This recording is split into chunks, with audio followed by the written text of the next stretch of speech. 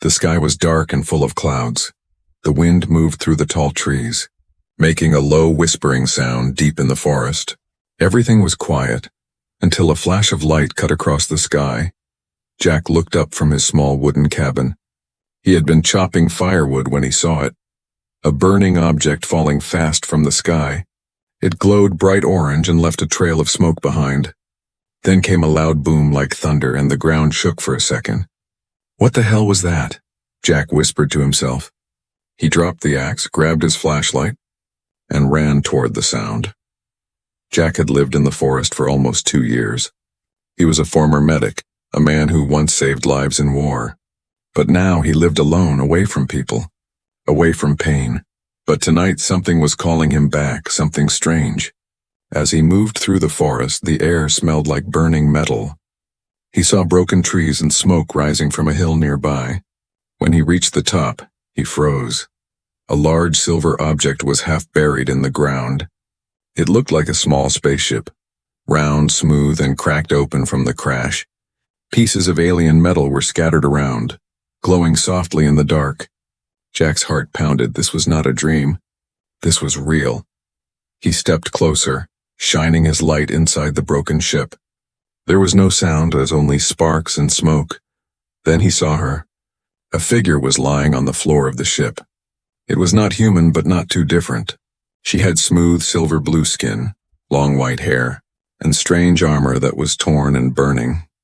Her eyes were closed and her body was shaking. Without thinking, Jack climbed inside. His medic instincts came back like fire. He checked her breathing, weak but still there. He saw wounds on her arms and chest. Bleeding blue liquid. She was dying. "It's okay. I'm here to help," he whispered, knowing she couldn't understand. He pulled out a small med kit from his bag and started working. He cleaned the wounds and wrapped her arm. He didn't know what her blood was, or how her body worked, but he tried anyway. As he finished wrapping her side, her eyes suddenly opened.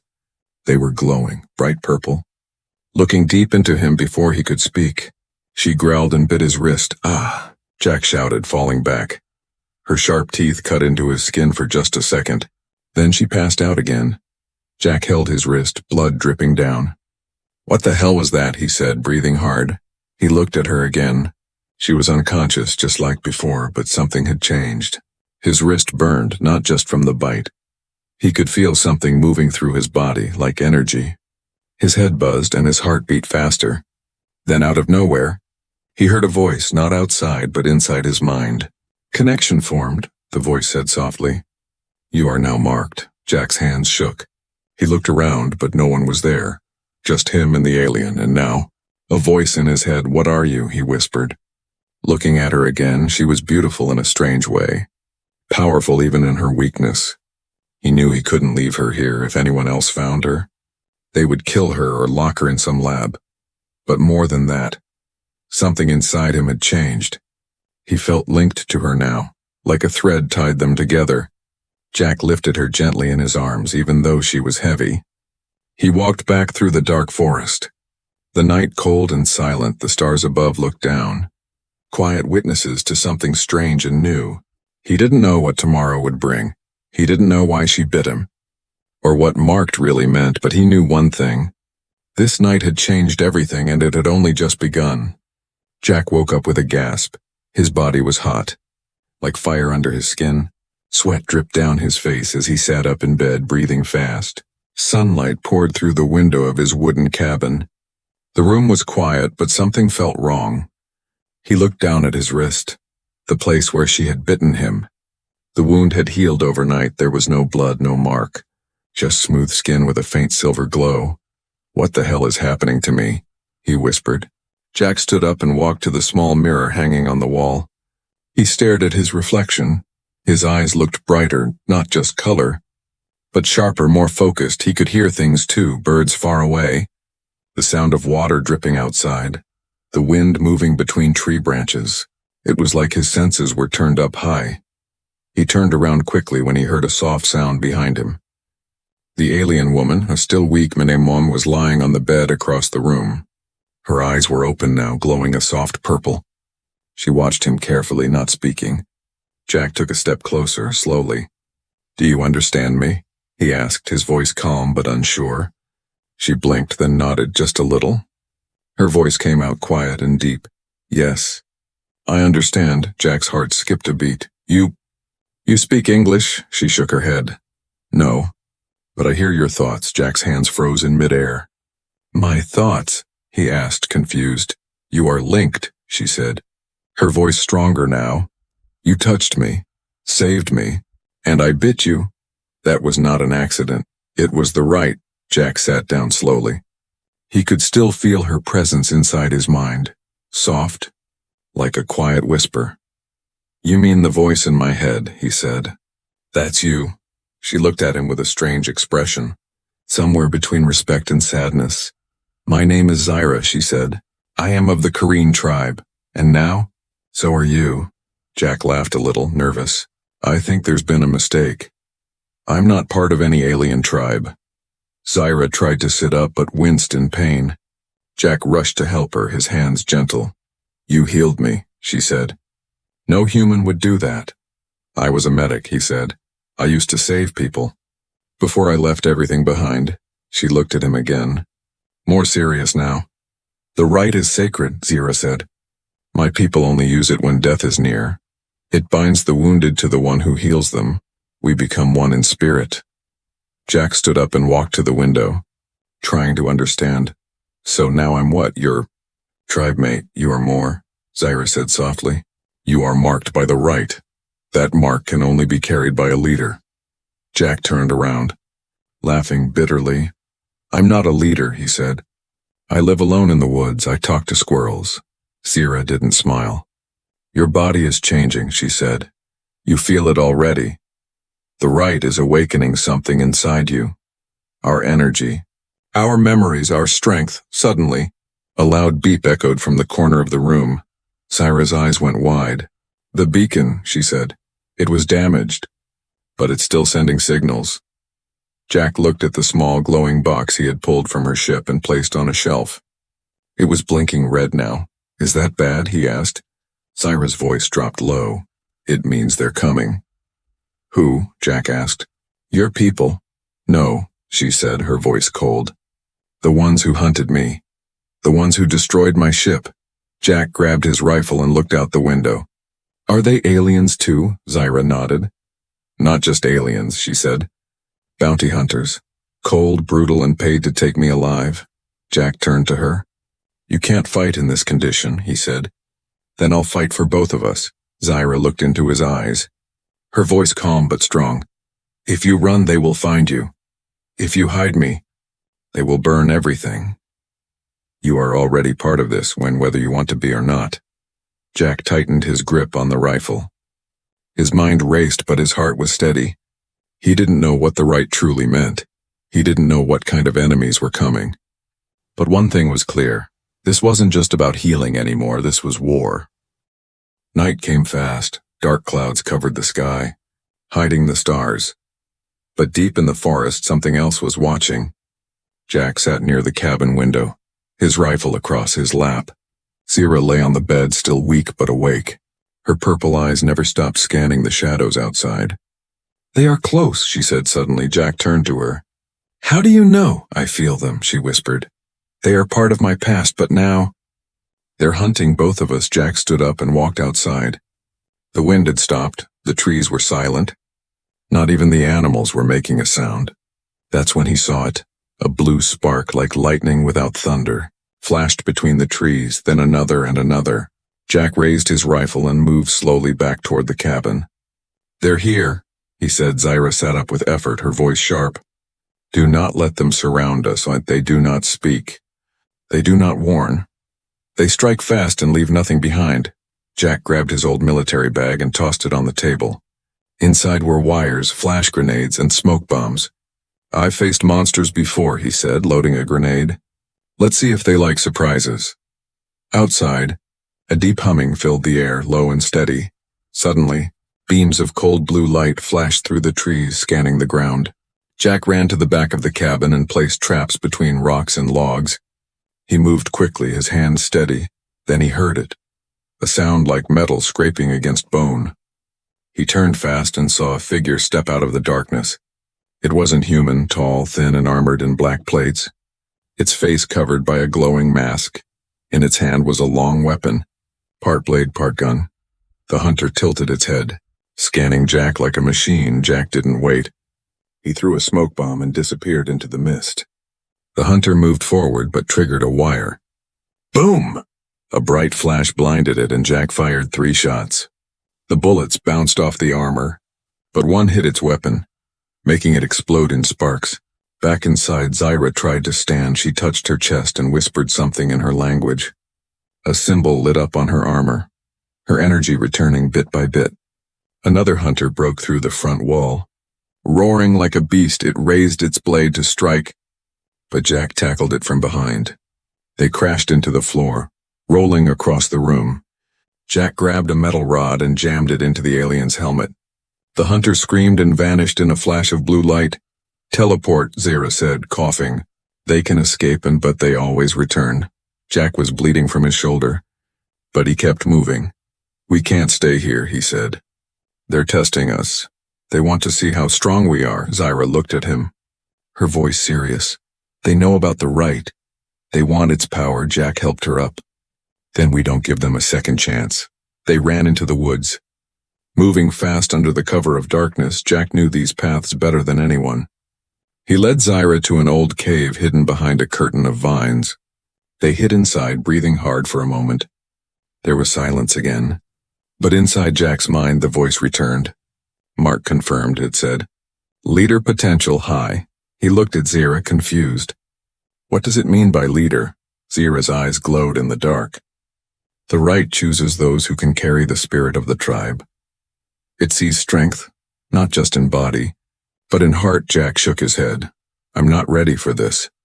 No one ever is, she replied. But the right sees before we do. Suddenly, outside the cave, the air shimmered. A hunter stood just beyond the entrance. Its weapon raised, Jack stepped forward, putting himself between Zyra and the threat. But before the hunter could fire, a blast of purple light hit it from the side. Zyra stood tall now, her energy returned. She held her glowing hand out, her eyes burning with fire. The hunter staggered, then vanished. The forest was quiet again. Zyra looked at Jack. You didn't run, she said. You protected me. Even wounded, Jack didn't answer. He just looked out at the trees, listening for more sounds.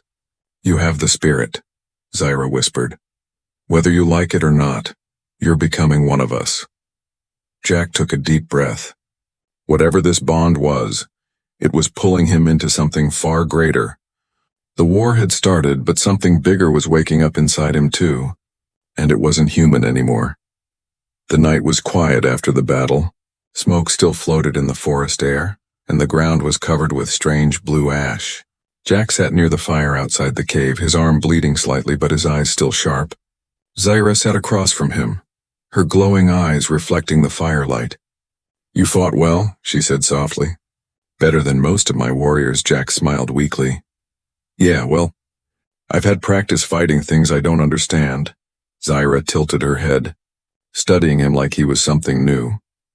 The right is changing you faster than I expected, she said. Your body is adapting to our energy. Jack looked down at his hands. Faint silver lines now glowed under his skin like veins of light. He could feel strength pulsing inside him. It was strange, but it didn't scare him anymore. What happens next? He asked. Zyra stood and looked toward the sky, where 2 faint moons were visible. My people will sense the right soon, she said. They will call us home. Home, Jack repeated. Zyra touched the silver crystal on her wrist, and suddenly, a circle of light appeared on the ground. It shimmered, forming a spinning portal. Through here, she said. My world. Jack took a deep breath, grabbed his backpack and stepped forward. The moment he entered, the world twisted. His vision blurred. His body felt weightless, then everything went dark. When Jack opened his eyes, he was standing on solid ground. The air smelled sweet and heavy, the sky glowing purple like sunset and dawn together. Tall crystal mountains rose in the distance, and rivers of light flowed between them. The world looked alive. Everything pulsed, breathed and shimmered. Welcome to Karun, Zyra said. Jack turned in awe. This place. It's beautiful, Zira smiled faintly. It's also dangerous. From the cliffs above, shadows moved, figures watching them. As they came closer, Jack saw tall beings like Zira, each wearing armor made of glowing stone. Their eyes followed Jack carefully, cold and curious. One of them stepped forward, an older alien with deep scars and a heavy staff. Zira of the Kareen, the elder said in a deep voice. You return with a human. The right burns on his skin. Zira bowed slightly. He saved me, she said. The right chose him. The elder's eyes narrowed. The right chooses no stranger. Jack stood his ground. I didn't ask for this. The elder slammed the staff into the ground, and the earth glowed beneath it. Then you must prove you are worthy to carry it, he said. Or die trying, Zira tried to speak. But the elder raised his hand. The right cannot be undone, he said. But it can be tested. Let him face the trials. Jack looked at Zira, confused. Trials, she whispered. 3 tests. Courage, spirit, and unity. If you pass, they'll accept you. If you fail, they'll take your life. Jack swallowed hard but nodded. Then I guess I'd better pass. The first trial began at dawn. They led Jack to a wide circle made of stone and light. Around it, hundreds of Korean warriors watched silently. The elder stood at the center, his staff glowing. Trial of courage, he said, face your fear. The ground cracked open, and from the light rose a creature made of smoke and shadows. It had many eyes and the sound of 1,000 whispers. Jack's heart pounded. The creature took the form of a soldier, his past self, covered in blood. You left them behind, it whispered. You failed them all. Jack froze. Remembering the faces of people he couldn't save in war, the pain came rushing back, but he took a deep breath, stepped forward and shouted, I can't change the past, but I can fight for what's left. He swung his arm through the shadow. The light from his veins burst out. The creature screamed and vanished. The crowd murmured, surprised. The elder nodded slightly. First trial complete. The second trial began soon after. Trial of spirit, said the elder. Show your truth. Zira placed her hand on Jack's chest. A wave of energy pulled him into a world of light. He saw memories. Her world in flames, her tribe hunted, her people dying. He saw her bite him not out of fear but desperation. She had chosen him, a human, to keep her people's legacy alive. When he returned, tears ran down his face. I understand now, he said softly. Zira smiled, her eyes bright. Then you are closer to one of us than you think. The elder raised his staff again. One trial remains, he said. The trial of unity. A cold wind blew across the temple. The other warriors stepped back. And from the shadows a new figure appeared, and tall, powerful and angry. It was another Korean warrior. His armor darker than night. I challenge the human, he said.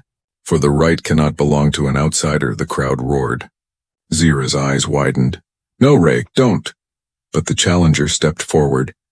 His blade shining, he looked at Jack and growled. Let us see if you are truly one of us. Jack took his stance, his heart steady. The trial of unity had begun, and this time, only one of them would walk away.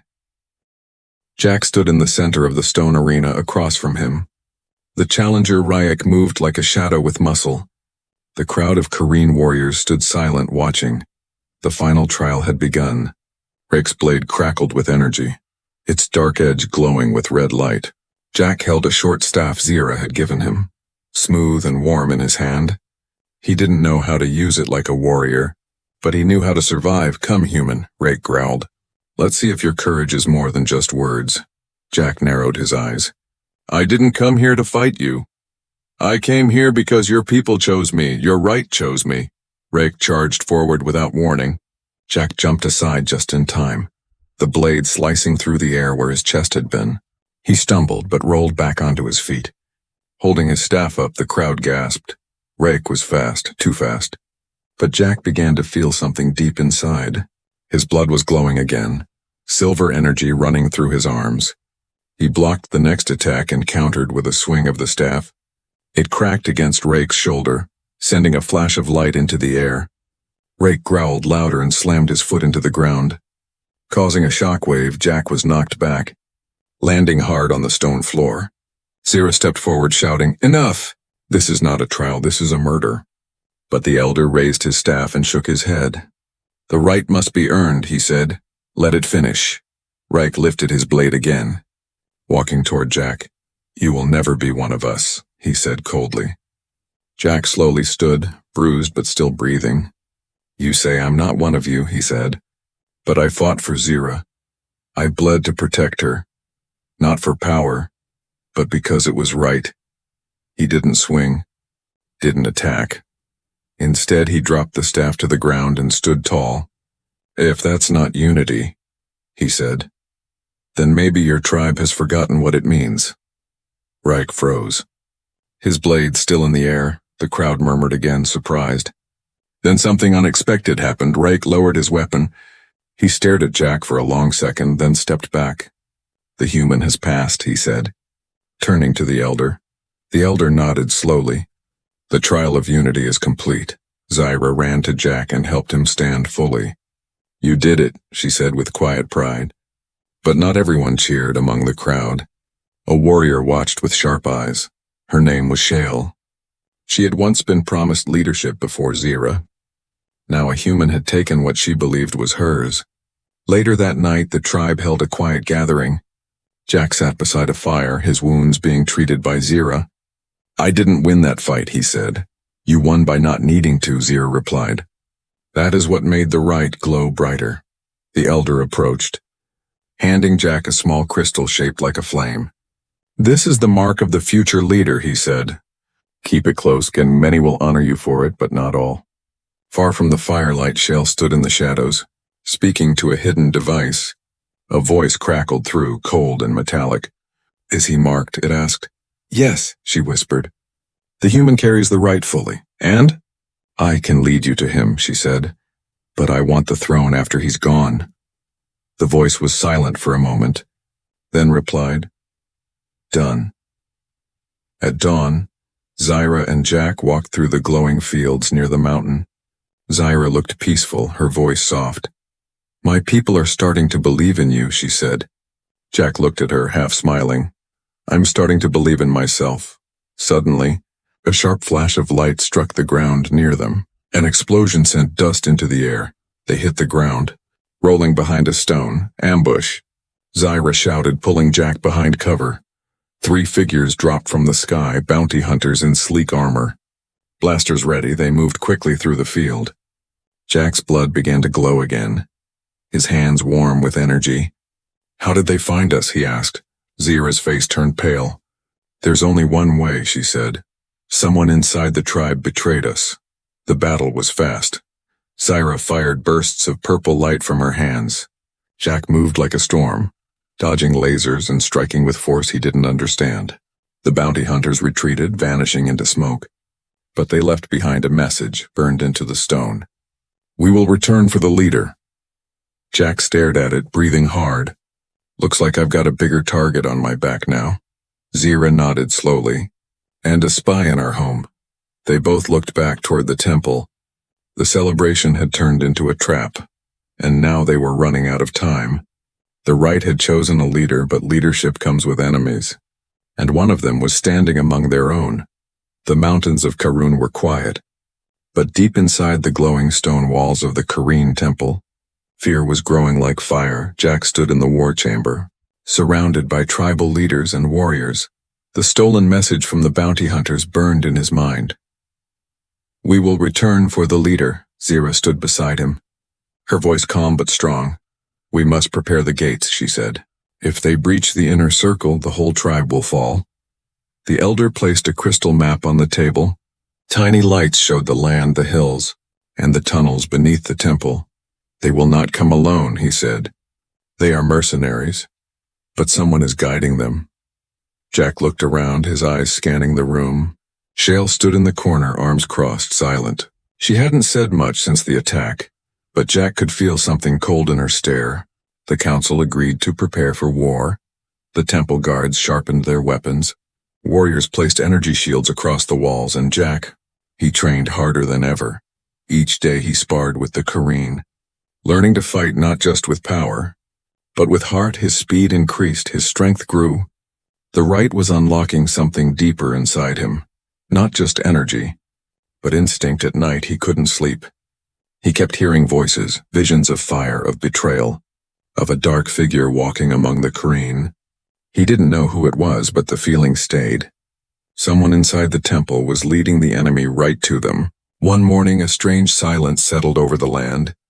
Birds stopped flying, the sky darkened, and the air felt heavy.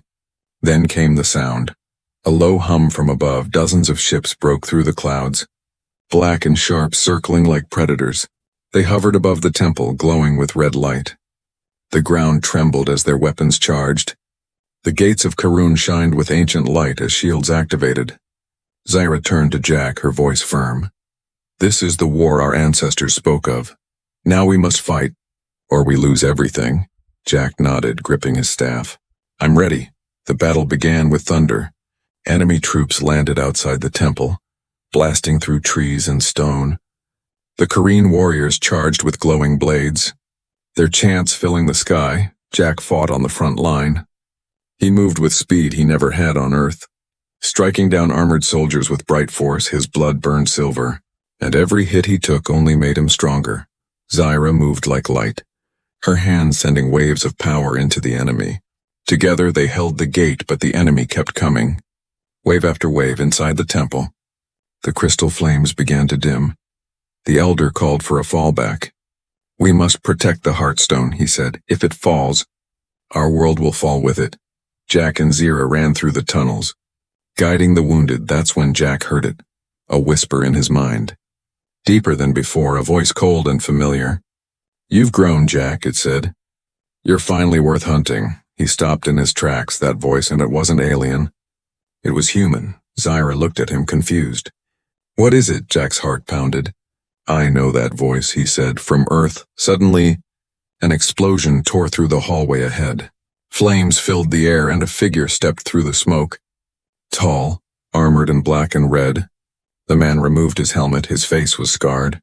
His eyes burned with energy. "Hello, Jack," he said, smiling. "Didn't expect to see me here, did you?" Jack stared in shock. "Commander Hayes," he said. "You died back in the war." Hayes laughed. "They left me for dead.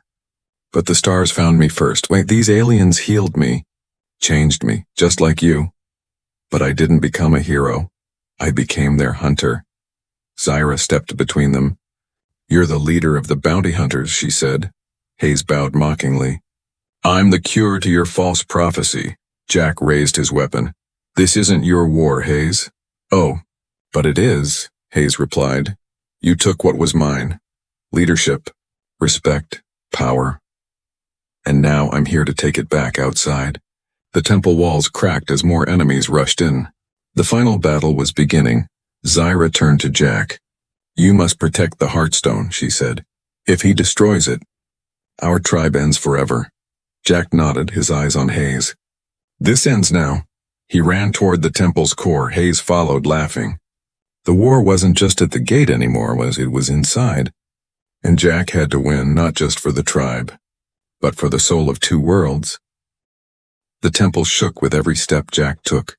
The sounds of war echoed through the stone walls. Blaster fire, tribal horns and battle cries, but ahead of him everything fell quiet.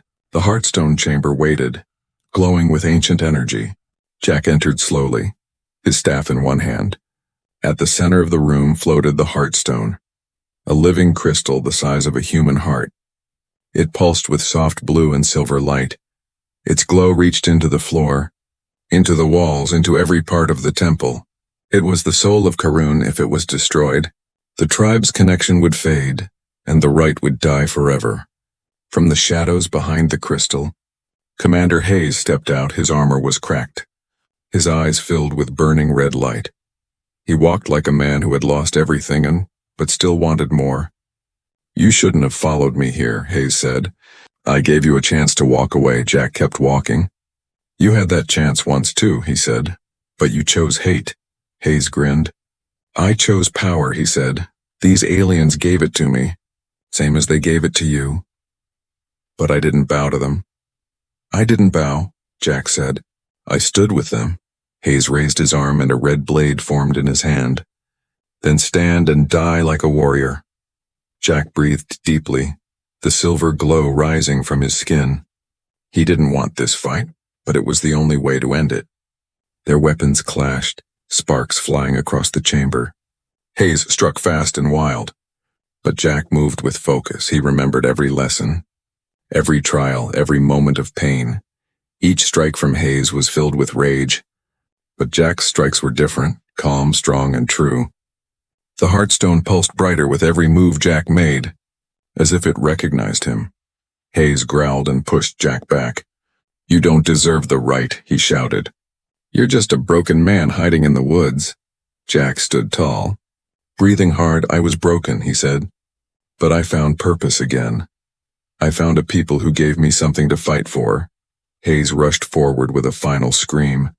Jack sidestepped, spun his staff, and struck the blade from Hayes's hand.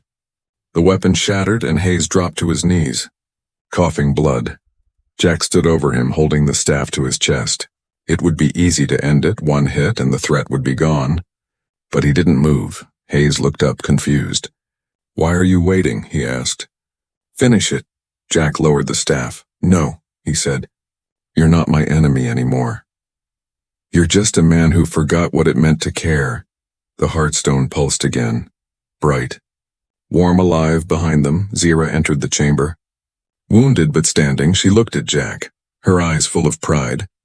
"You passed the final test," she said softly. Jack turned, confused. "What test?" "The test of mercy," Zira replied.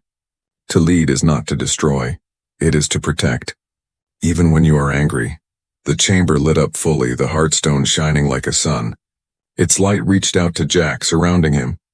The rite accepted him completely now. Symbols formed in the air. Ancient marks of the Kareen. They circled around Jack, then sank into his skin.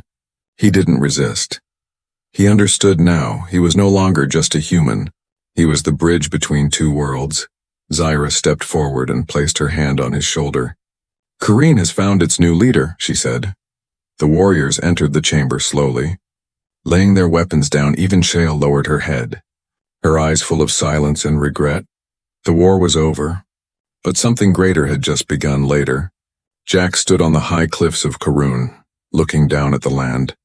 The skies were clear, the people rebuilding. Children played where warriors had once bled. Zira walked beside him. "You could return to Earth now," she said. "You've done enough," Jack shook his head. "This is my place now," he said. "I didn't just heal a wounded alien.